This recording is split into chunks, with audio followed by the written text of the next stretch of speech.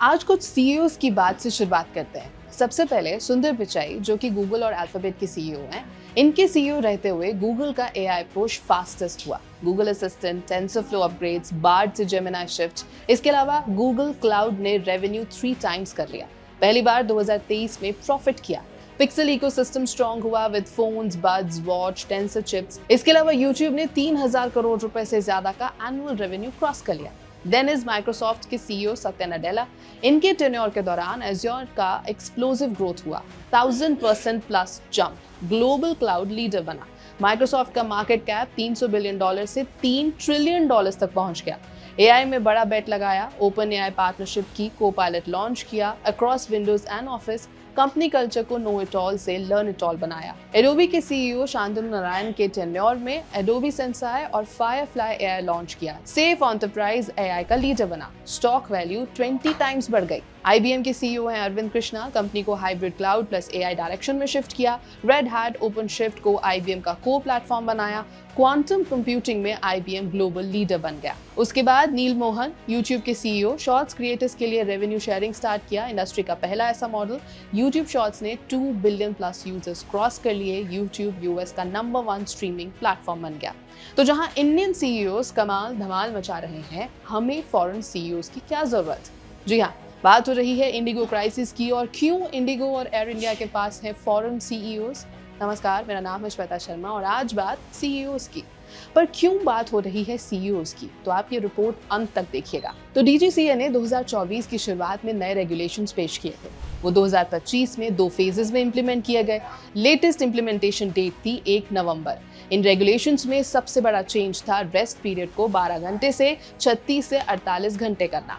लेकिन 2024 से 2 दिसंबर 2025 तक पायलट हायरिंग में तेजी नहीं दिखाई गई और 2 दिसंबर से चीजें क्रम्बल होने लगी। हैरान करने वाली बात यह भी है कि इस पीरियड के दौरान बिल्कुल प्रॉब्लम नहीं हुई। उसका एक कारण हो सकता है कि स्टाफ को रेगुलेशन इंप्लीमेंटेशन की उम्मीद होगी और कंपनी की तरफ लॉयल रहकर ओवर टाइम काम कर रहे होंगे। पर सेकेंड फेज इंप्लीमेंटेशन के बाद रिबेलियन शुरू हो गई। ये बात प्रूव होती है स्टाफ द्वारा लिखी गई एक ओपन लेटर से, जिसमें स्लीपलेस नाइट्स, ह्यूमिलिएशन और स्क्वीज्ड पेचेक की भी बात की गई है। लेटर में सीधे सीधे सीईओ और टॉप मैनेजमेंट के फेलियर की बात की गई है। On the other hand, air India ने डीजीसीए रेगुलेशंस आते ही हायरिंग में इजाफा किया। सिंस 2023 जब से टाटा की एंट्री हुई थी, 600 प्लस पायलट्स हायर किए गए। अब क्राइसिस सिचुएशन में डेडलाइन 10 फरवरी है और तब तक 900 पायलट हायर करने का सोच रही है इंडिगो। पर यह फैसला क्राइसिस के बाद ही क्यों? क्या टॉप मैनेजमेंट अनअवेयर थी या आंख मूंद कर बैठी हुई थी, या इसके पीछे एक और साजिश है? आप इंडिगो क्राइसिस की टाइमिंग देखिए। ये कोइंसाइड की प्रेसिडेंट व्लादिमीर पुतिन की विजिट से, और मान भी लेते हैं कि ये कोइंसिडेंस था, तो क्या सीईओ का नेदरलैंड से होना एक साजिश की तरफ इशारा नहीं करता? वो साजिश जो इंडियन एविएशन को एक फेल्ड अफेयर की तरह दिखाना चाहती है। प्रेशर इतना बना दिया कि महल धाराशाही तो होना ही था। इंडिगो के सीईओ हैं पीटर एल्बर्स। ये नेदरलैंड से हैं। सालों का एक्सपीरियंस है, लेकिन Netherlands is quite close to Turkey और ये रिश्ता ही इंडिगो क्राइसिस की नींव बना। टर्की, जो पहले से ही पाकिस्तान का करीबी है, भारत की प्रोग्रेस कैसे देखता? और इसीलिए कई एक्सपर्ट्स इस केस में बड़ी साजिश की तरफ इशारा कर रहे हैं, जिसमें टर्की, नेदरलैंड्स और पाकिस्तान की इन्वॉल्वमेंट भी बता रहे हैं। इस सब में सरकार पर सवाल उठाए जा रहे हैं कि सरकार ने क्यों इंडिगो को इतना बड़ा होने दिया, क्यों ड्यूओपोली के चक्कर में मार्केट को 2 ही कंपनियों पर निर्भर होने दिया। तो इस तरह की मुसीबत तो आनी ही थी।